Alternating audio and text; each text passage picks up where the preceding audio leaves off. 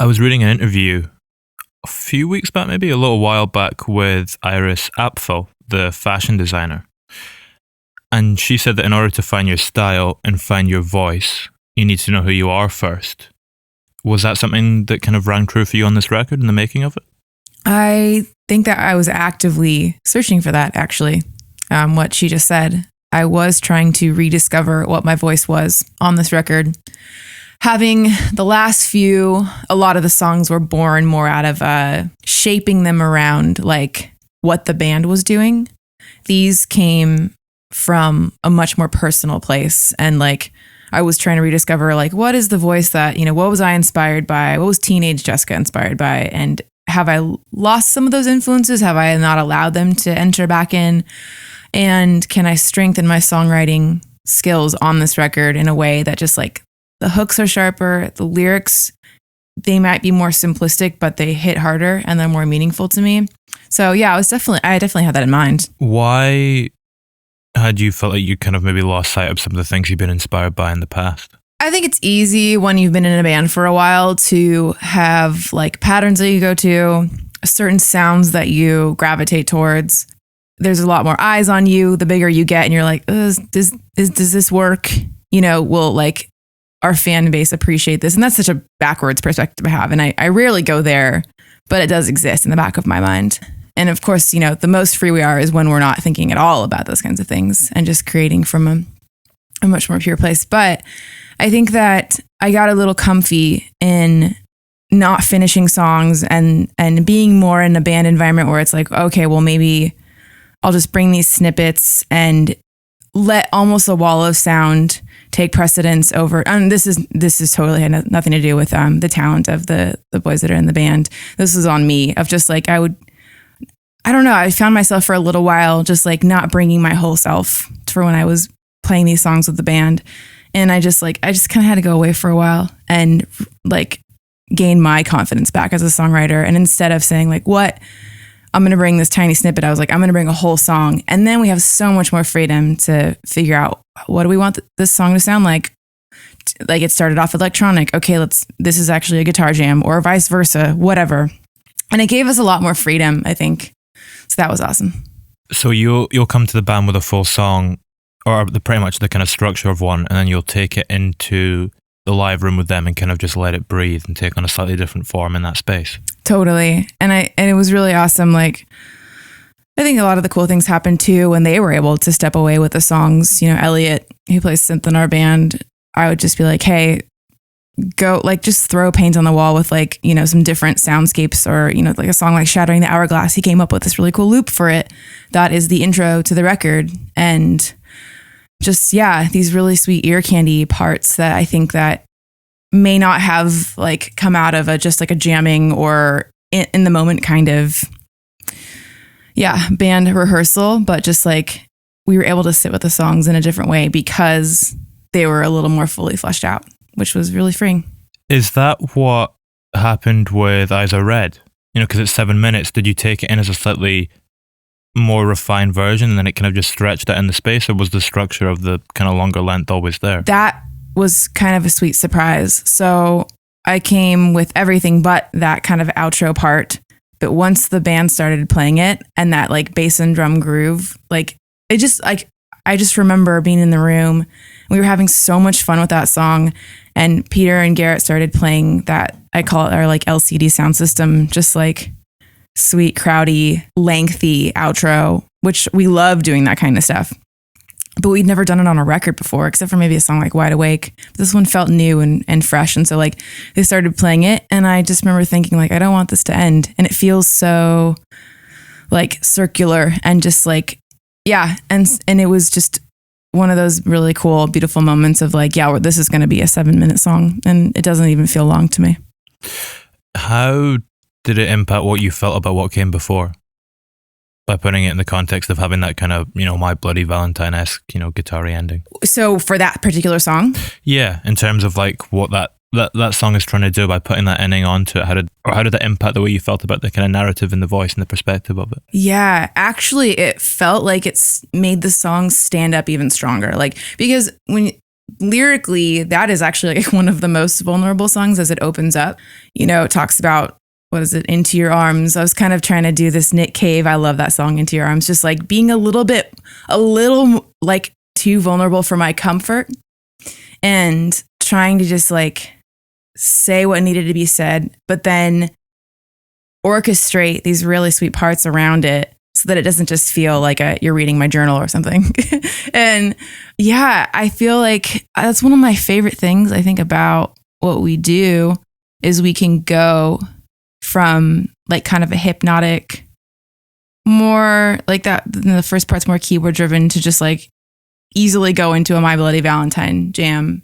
Because that is part of my high school influence. And I hadn't done that in a while. So it was really fun.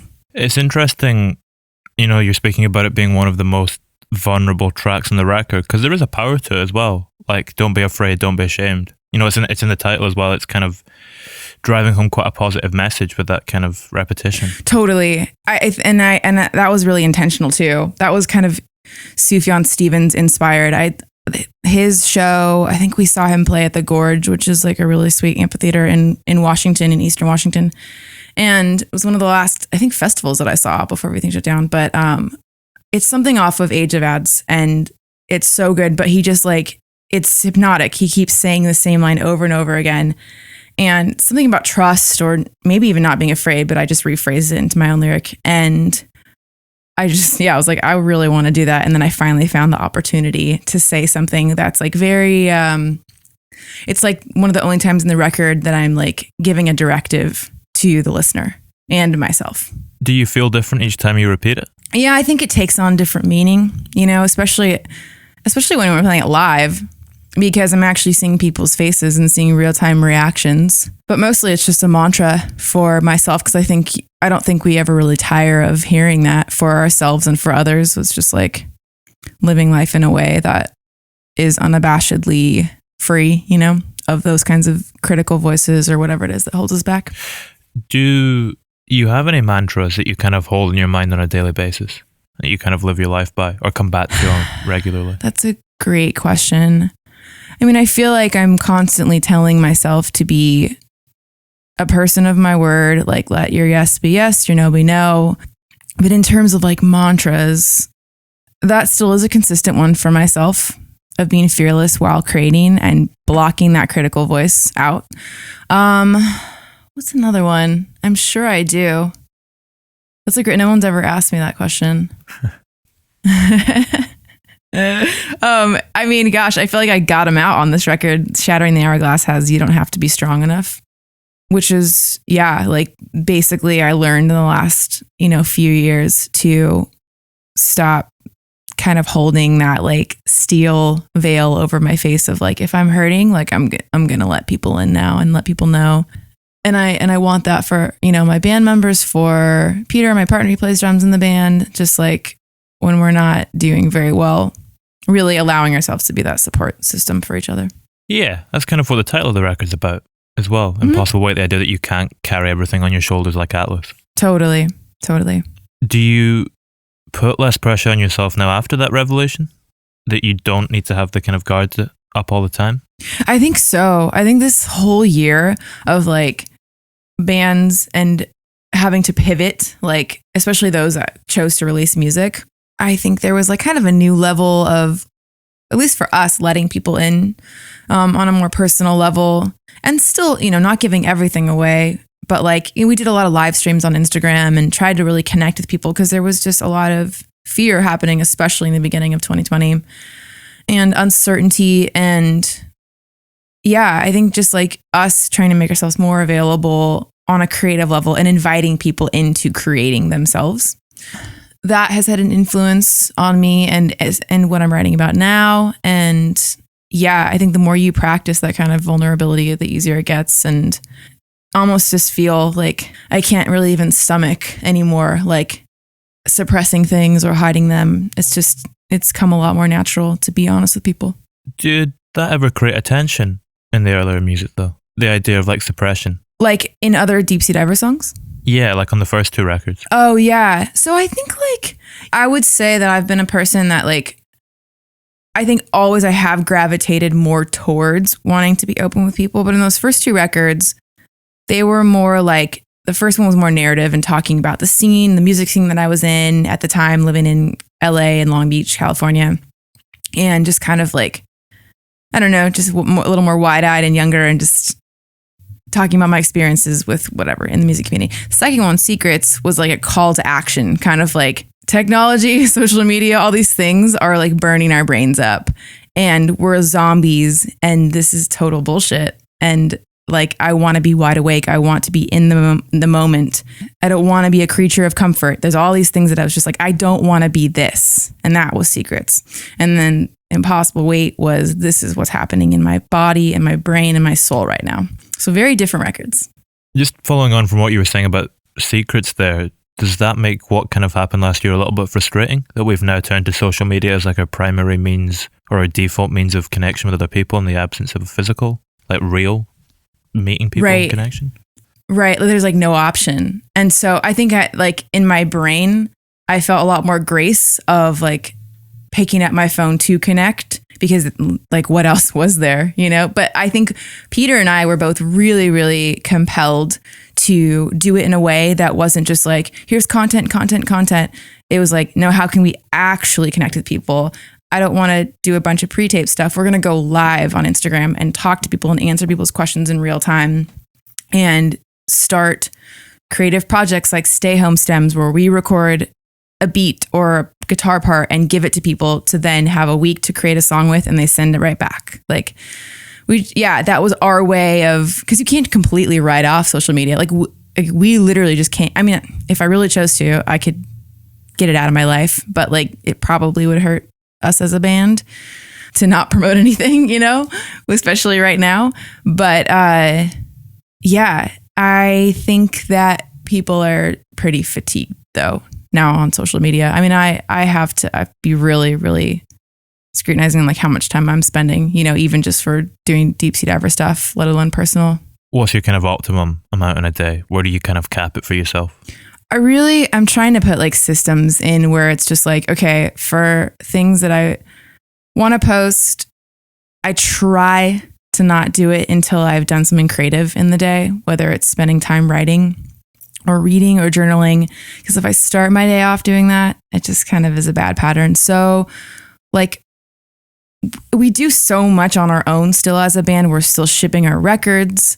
You know, it's like we're so lucky to be working with ATO, and they've been doing stuff on the label side too. But like we're still very hands-on as a band with like Bandcamp and record shipping and all that stuff. And so like I have to be really good about, you know, Mondays are shipping days. I can't do it every day. I just discipline and timelines and deadlines are my best friend. Yeah. So do I want to spend 6 hours on social media a day? No. Like I'd rather spend like 20 minutes max, maybe check some stuff at night. Yeah, I've kind of been doing that with the news. 10 minutes in the morning and 10 minutes at night. Yeah, totally. It's the same thing. Horrible. I don't like the news at the minute. I know doom scrolling is a real thing, especially now with all the news going on, but like hopefully it'll get lighter. But I know that like I hate talking about what I don't want to do. I love talking about what I do want to do. And what I do want to do is be a more creative person. And that takes getting away from your phone and just picking up your pen, picking up the guitar, reading, writing. My brain comes so alive when I'm far away from thinking about social media. Do you say you journal as well? Mm-hmm. Done that all your life? Yeah, I'm not like a avid journaler, but I pick it up probably 3 or 4 times a week. And I used to do this thing where I would journal on the left, lyrics on the right, but now I've separated them out.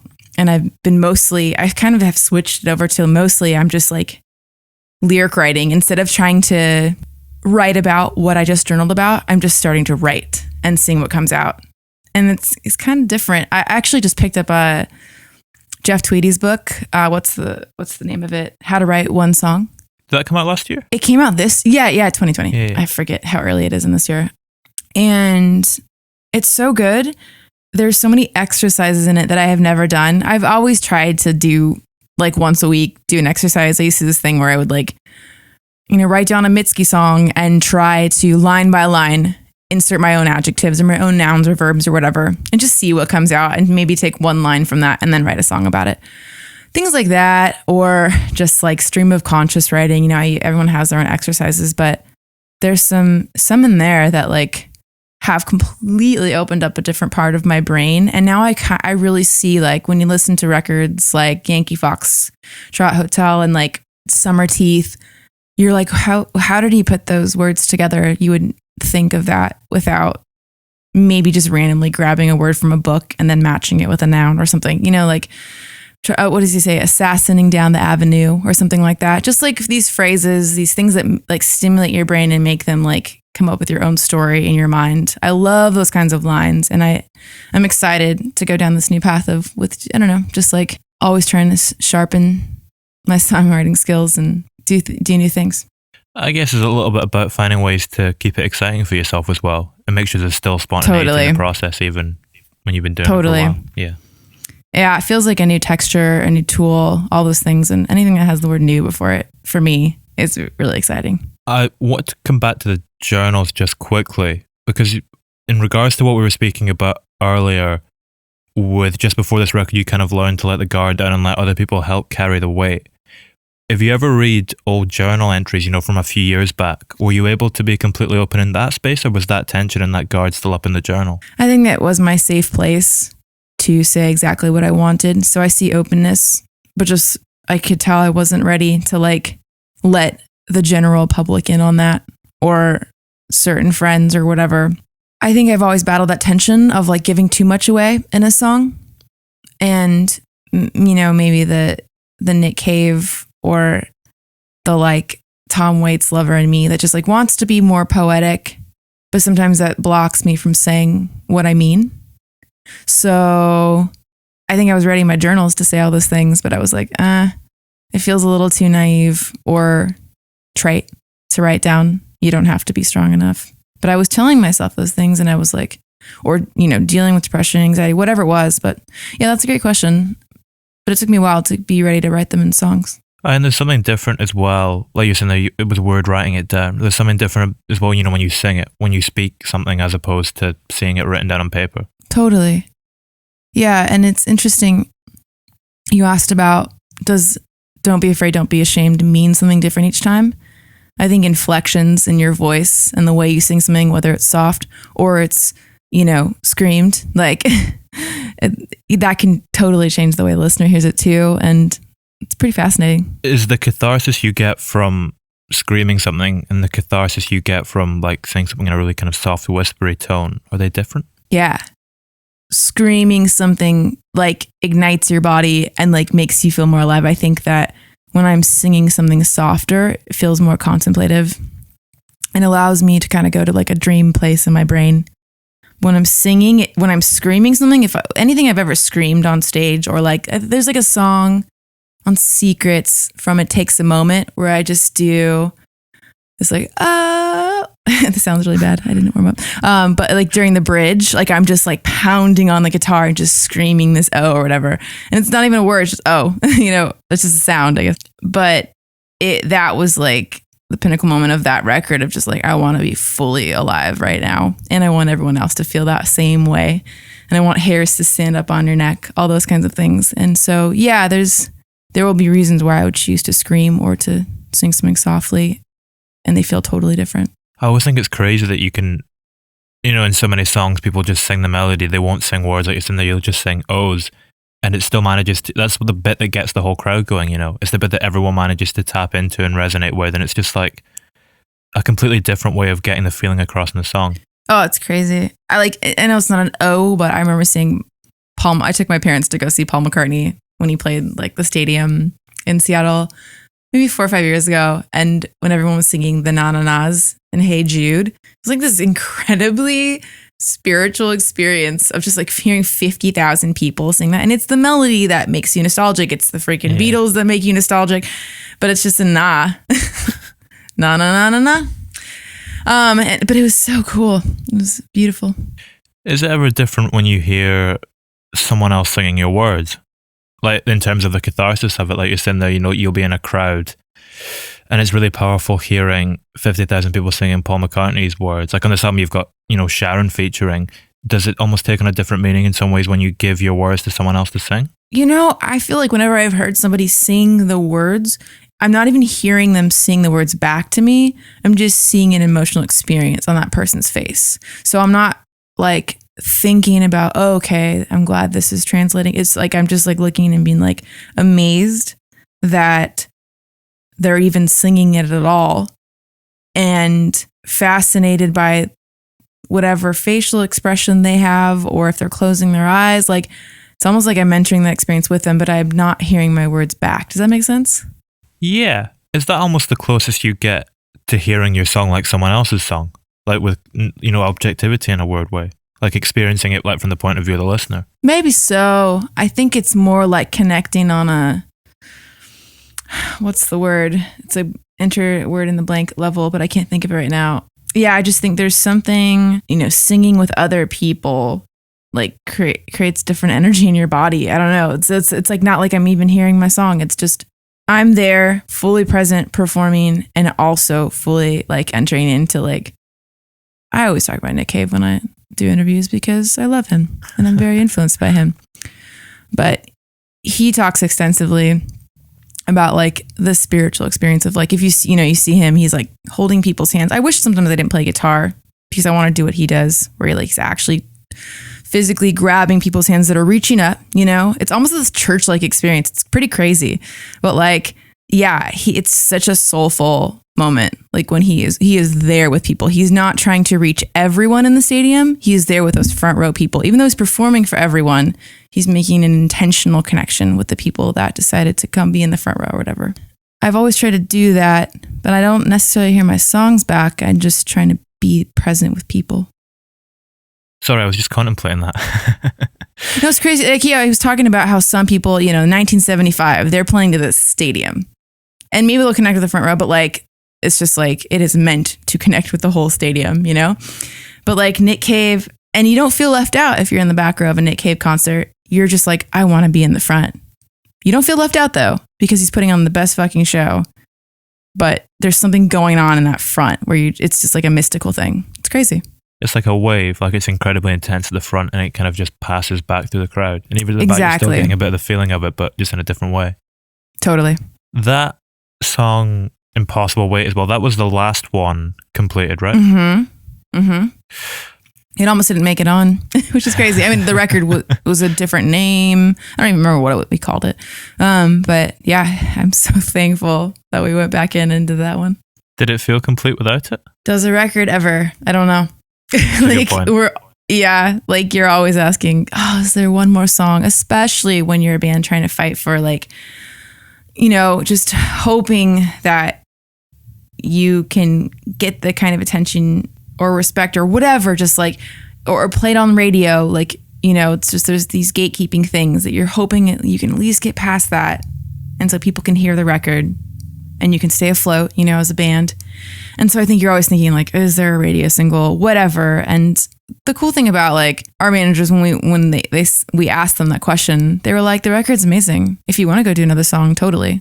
And I was like, I just felt free to do it. I wasn't like, I need to write a single, because that's a bad place to be in too. It's interesting that's the song you write though, when you feel completely free, because it's almost one of the most directly cathartic songs in the record. I wonder if there's a link there that once you're free, you kind of gain access to that which you couldn't when you kind of have the pressure fully burning down you when you're right in the midst of recording. I think you're right. I think something was released, and I think the fact that it was a co-write too, where there was an extremely short timeline and extremely quick turnaround of recording it. There was just no overthinking anything. Jen DeSilvio, my co-writer, helped me access that line of just that had been in my head, and she was just so good, like the but that was then and this is now, and then that opened up a whole new world, because that's one of those lines where I was like, that's too trite. Even after it was written, I was trying to change it, and Peter was like, no, it's good enough, leave it alone, it's awesome. And I did, and I'm so glad for these incredible outside voices that just help steer the ship too. It's interesting that you're speaking there about these people can that you have surrounding you in the studio can make you realize, or they can give you that perspective rather. Is that a tougher thing to achieve and maintain throughout the process when you're producing the album as well? Because I imagine when a producer sometimes serve that role too. Yeah, totally. Yeah, I'm grateful for my co-producer Andy Park, who, when we were looking for, originally when Peter first told me that he thought it would be a good idea if I produced it, I was like freaked out. I was like, there's no way the record won't get done.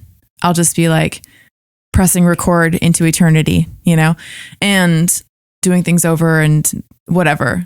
That's me. The bad perfectionist part of me would come out. And Andy did such a great job. I knew I could trust him with like being the right-hand man of like helping, see my blind spots of like, oh, you should tighten this lyric up, or no, that was a good enough take. Let's move on.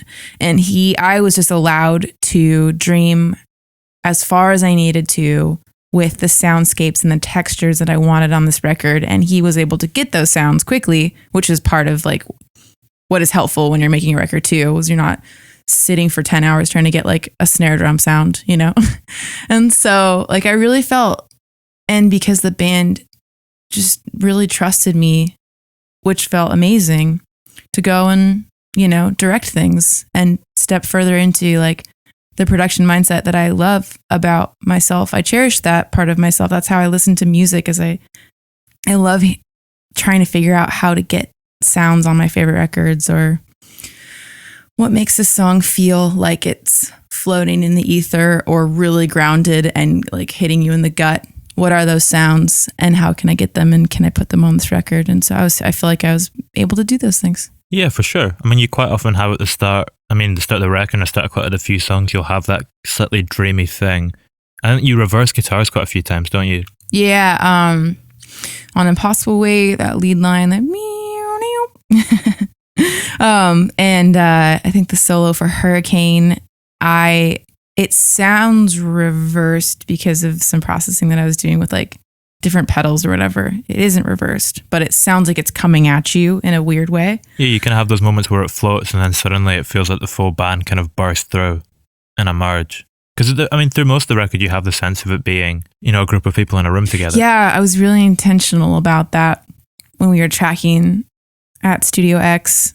Everyone was pretty much in the same room except for the drums, but there was glass. You could see, we all had, line of sight or whatever. I think that is one of the strengths of this band, is we were able to do records, cut the basic tracks or most of the tracks live with each other. And we really, really rehearsed so that it would sound, I wanted to finally capture the true like live energy of this band. And I think we got that. And some of the songs I was just talking to somebody about like, do you do click or not click? It's like, well, click, I don't see it as a bad or good thing. It's just a tool to have when you need it. But I love not using click. And I think Eyes Are Red, once the drum machine goes away at the end, we took away the click. And it has just this fluid feel to it. I could be wrong, but yeah, I think it's important to not part and parcel out like everything. It's like drums first, then the bass, then this. Like sometimes that works, but I much prefer playing with people in a room. I mean, when you take out the click, like you say, it gives it that slightly free, floaty edge, and it's not going to be perfect, but there's going to be these moments that make it feel a little bit more genuine and authentic. Is it difficult as a perfectionist to kind of accept that some mistakes are actually going to make it better? It depends on what you consider mistakes, because sometimes, like, I've learned to not think of mistake as a bad word. So mistakes are the things that lead you down a different path, and that is neither bad or good. So like sometimes if there's like something jarring and it takes away from you as a listener hearing a song, if it's just like a terribly wrong note that like in a really delicate song, yeah, okay, I probably will take that out. But if it's like the drums, if the rhythm section's kind of speeding up, or something's a little, like I think about like a lot of the Clash songs that I love, or is it Tony Allen? Shoot. The Afrobeat drummer. Yeah. Like he was always behind the beat, and I love it so much. And some of the fills are like, it's like almost like, how did he hit the one? Because they're so behind. And that's the charm of it. it's not in a technical respect, that's a mistake, but it's not a mistake. That's the vibe. And so you have to learn, is the mistake the vibe, or is the mistake the thing that's going to take people out of a listening experience? Yeah, it's about trying to get more of your personality across. Totally. How do you make an instrument play to you, your unique personality when so many people have used it before to generate their own sounds? I think with like guitar or any instrument, the more you play it, the more you step inside other people's brains. And like I'm an unabashed advocate for copying people and trying to enter into their brains, using that as you're writing a song. And usually by the time your song is done, it sounds nothing like that person you tried to emulate. But then you find that, oh, okay, cool. Now I'm writing songs in this direction, or I found this new tone and I'm going to do one thing to it that like completely freaks it out. So it's almost unrecognizable to, me copying like a Robert Fripp part on a Bowie record or something like that. And I like to combine a bunch of different influences in one part that maybe don't make sense. Like, what's the last thing I did? Like a Talking Heads synth line interpreted through a guitar, while also trying to play like, what's the guitar player from Tom Waits' band? I'm completely blanking right now. Mark Ribot. Mark. Yeah. So like forcing those things into the same box and then putting my own voice on it and seeing what comes out. I don't know, just so much fun. And so I think that like the more you explore in things like that, the more naturally your own voice is going to come out and your own unique style. And so when you start thinking about your own unique style, that's, I think, more of a hindrance. So it's almost like counterintuitive to go try to like play the things that excite you the most, especially when you're a kid, or like the records that bring you alive the most. But I find that it's done the most like pushing out on the edges for me as a player. And then when I listen back, I'm like, oh, that's pretty sweet. I'm seeing a pattern emerge of like a new sound or a new voice for me. Do you have an instrument that you go to naturally express yourself as the one you tend to find yourself gravitating toward more frequently to express your own kind of personality? Yeah. It's hard to say, because like the one where I find like if I feel like a song coming on, I will go to keys because it's less of a hindrance for me. I don't worry about tones. I just try to get the song out on the keys with blocked chords and try not to be too ornate and just like create some patterns. With guitar, I see it more as the call and response instrument in my head. I hear rhythm parts and I hear lead parts, but sometimes that can get in the way of my songwriting if I'm just like trying to noodle around too much. So I find myself being able to fully express myself without hindrance on keys easier, actually. Did you write Switchblade on the piano on keys? Yeah. Interesting, because that's a song about other people's stories. Was that a deliberate move to write it on keys to try and get your own personality in there too, despite it being about, other people's vulnerability to a certain extent? Totally. Like that was, that song is fully like my John Bryan, Paul McCartney narrative kind of song of just like, can I be a better storyteller? And those stories are real to me. They're true. I experience them with those people, and can I get them out? And so, yeah, I didn't want guitar to get in the way. I wanted that classic song to come out. So yeah, I just used those classic influences, Amy Mann, those kinds of things. And just like, let's tell a story and how can I get out of the way? Do you draw parallels between what they're feeling and what you felt before to try and channel the vocal performance, or what you kind of tapping into to correctly display their vulnerability? Well, I think vulnerability at its most beautiful state is when both you feel that freedom because both people are being vulnerable or accepting of your vulnerability. And so like the chorus is important to me, to say, I'm like hearing them say it's harder than you think.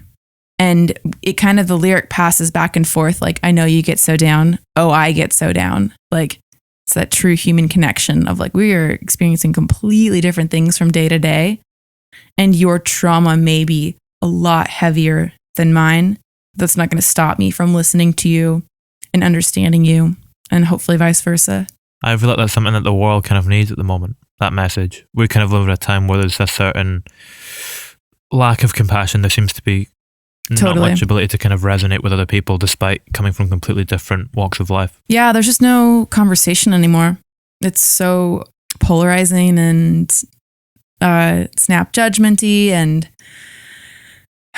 I hope people, when they hear that song, can be transformed and slowed down and wanting to enter. No, I'm not trying to make, it's not a political thing to me. That's just a human, nature thing to me, of just like, you see someone hurting, how can you help? How can we be there for each other? Do you have different conversations in person with people like that you don't kind of have the same past with? You kind of just know them in that one space? Yeah. So, I would say a lot of those conversations, were born out of volunteering at this place called the Aurora Commons. And so there are people that were living on the streets, and they come from all sorts of different backgrounds, most of which I could never say that I could truly relate to, being grabbed off the street or from your family at age 12 and being sex trafficked, living, growing up in a totally different state or with political backgrounds. I don't know. It was like, with talking with those people, it wasn't about that. It was just like their needs were so present because they're trying to survive. And so it was mostly based around just like, how can, we help each other survive to the next day? What do you need that's going to allow you to thrive, and less about, are our backgrounds the same, or do we disagree on these things? Do you think about that afterwards in the context of your own life too? Do you ask those questions to yourself? Like, what do I need to thrive in order to thrive and all those things? Yeah. I think when I think about the word thriving, I'm always trying to combat cynicism, trying to combat like a narrow worldview or judging other people. I hate talking about what I don't like, and I love talking about what I love and what I want to strive for. And so those are weapons against those things. Good weapons. Not guns. How do you, when you become aware that you have those tools, how do you use them? Well, so much of it's mental, just like in your head stuff. But I think that this last year has really allowed me to, with those who are closest to me, like we're constantly challenging each other, especially because a lot of them, my friends have moved to different states. And so we're just talking on the phone a lot, but like those conversations are resetting conversations for me. I think, you find that people in life that like truly know you and where you can come to with anything or like challenge them on the spot and be like, you're like, I don't recognize this thing in you, or this is not what you're about. We've had so many of those conversations in the last year because it's easy, this insular living of, not seeing anybody, to like kind of become a skeleton of yourself. And for my personality, I'm an extrovert with introvert tendencies, but mostly an extrovert. And a lot of my personality feels like it was dying this last year because there was nothing to satiate. Like, I'm so driven by learning from others in real time, in person, or hearing people's stories in person and talking about new ideas. And yeah, that was not there this last year. And so I'm so hungry for it. But the phone, talking with people on the phone, it's fine. I'd rather be in person with them, but that's how I've kind of combated it. Does that have any impact on your creativity when that kind of part of your life feels like it's missing? Yes. Although sometimes that's where the perfectionist or the bad states of being kind of come into play, where I forget about what's important to me because I'm not having like soulful, substantial conversations. I just kind of feel like I'm in a loop. And so I write like I'm in a loop, and I don't like that. Is there anything you can do to move out of it? Can you consciously try and lift yourself out of it? Or is it just you need to have that connection back before you can be able to move out of that? I think that books do that for me. I'm reading East of Eden again, and it's one of my favorite books of all time.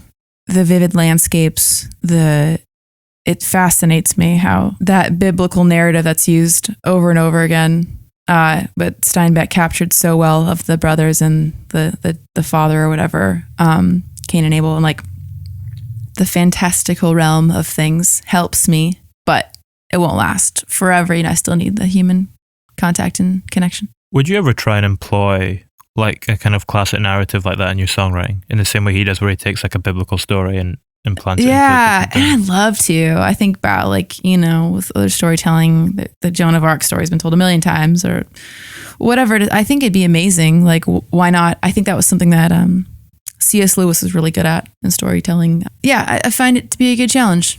Maybe I'll take you up on that. I guess you have quite a bit of biblical imagery on the first record too, though. You can have doing it more it sneaks in there for sure. Definitely. Whether you're religious or not, like there's something really cool about all of my favorite artists have biblical imagery in their songwriting. You know, we'll turn the stories on their head or, you know, add their own mysticism to it or whatever. And I think it's fascinating. In the same way we were saying there about how reading books can kind of help to regenerate the process when there's that thing lacking.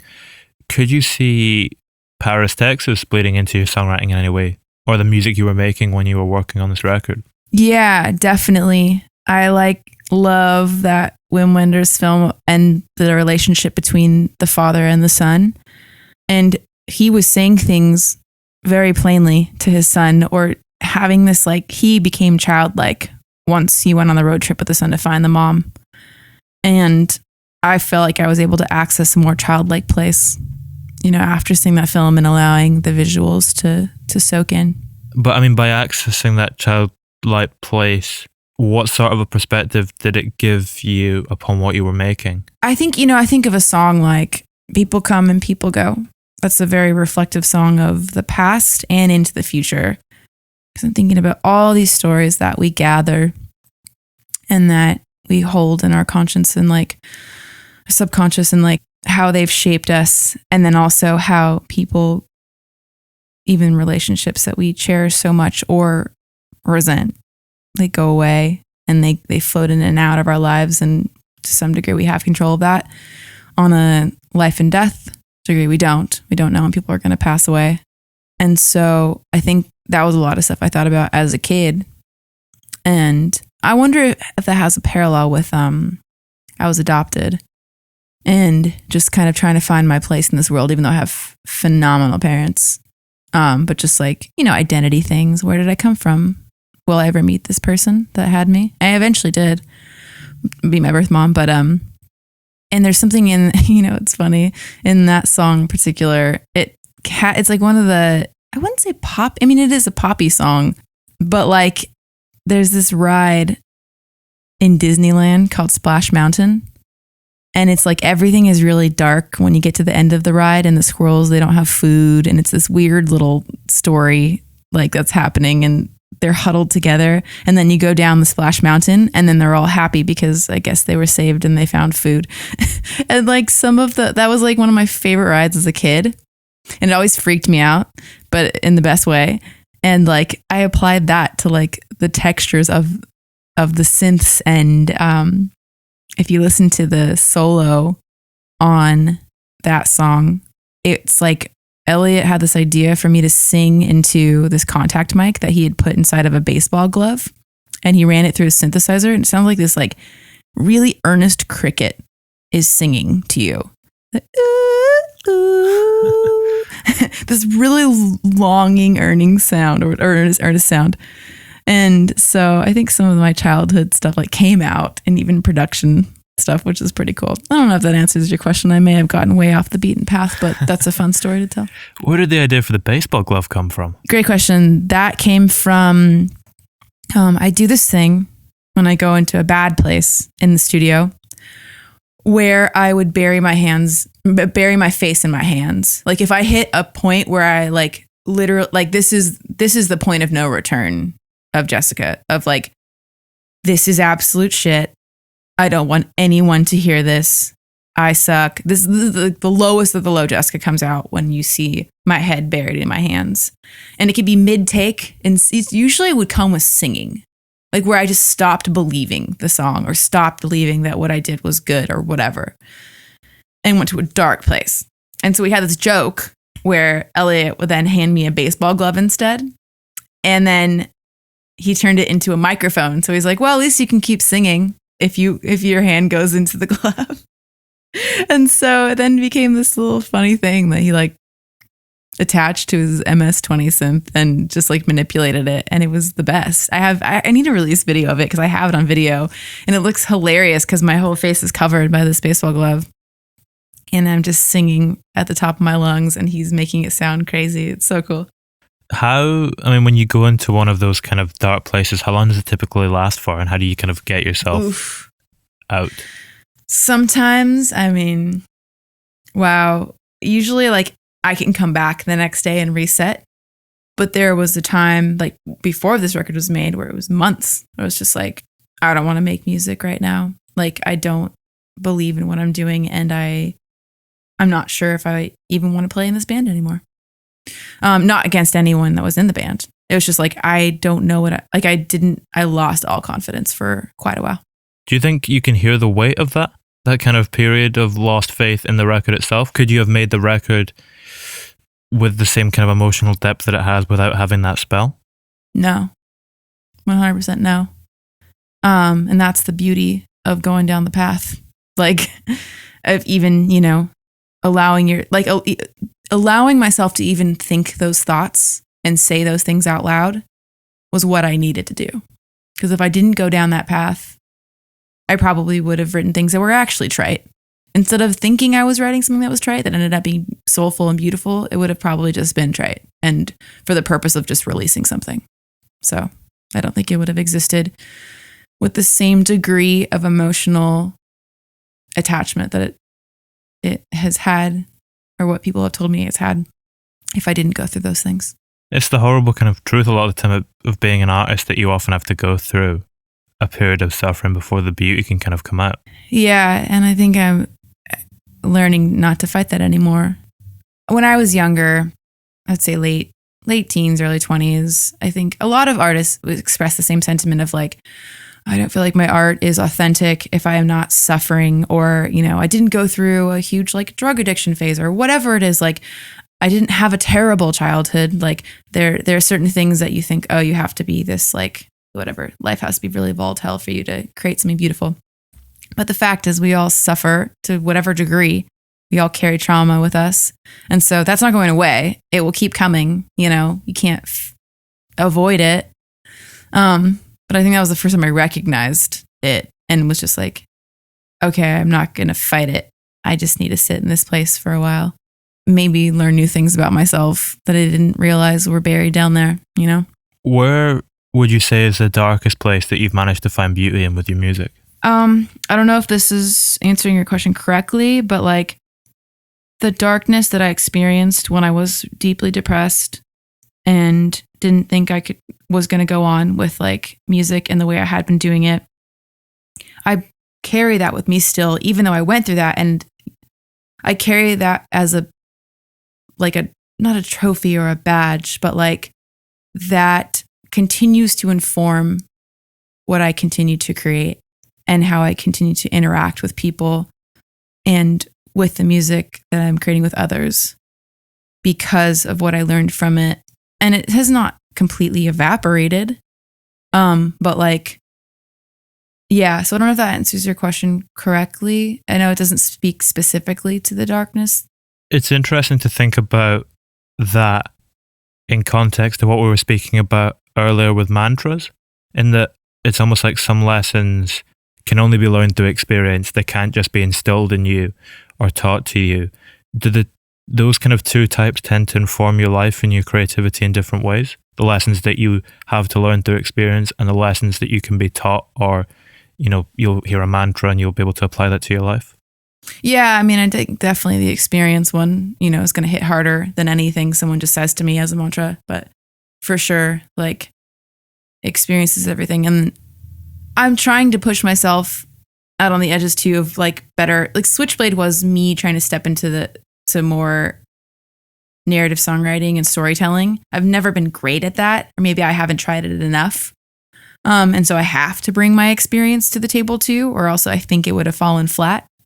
I'd be interested to keep exploring that storytelling. And if I wonder what a song would sound like if I didn't try to insert any of my experience or the mantras that I was hearing in my head or something. It would still bleed in naturally to some degree. You're right. You're probably right. Like, and I think, so many like Paul Simon songs. He's the greatest storyteller. I wonder, I try to listen for like, where are you in the song? Does it matter if you're not there? Because what's the record that I love? I mean, Graceland I do love. I know it's a polarizing record. You know, some people talk about like John Lennon. I think he was quoted as saying he never cared about lyrics. And I'm just like, I don't even know how to not care about lyrics.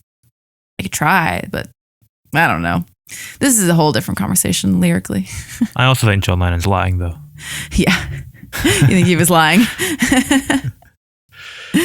It'd be interesting, though, like what you're saying there. You wonder, like what you were saying about Paul Simon too, if there's almost something, maybe not more vulnerable, but differently vulnerable when you're not present in the song.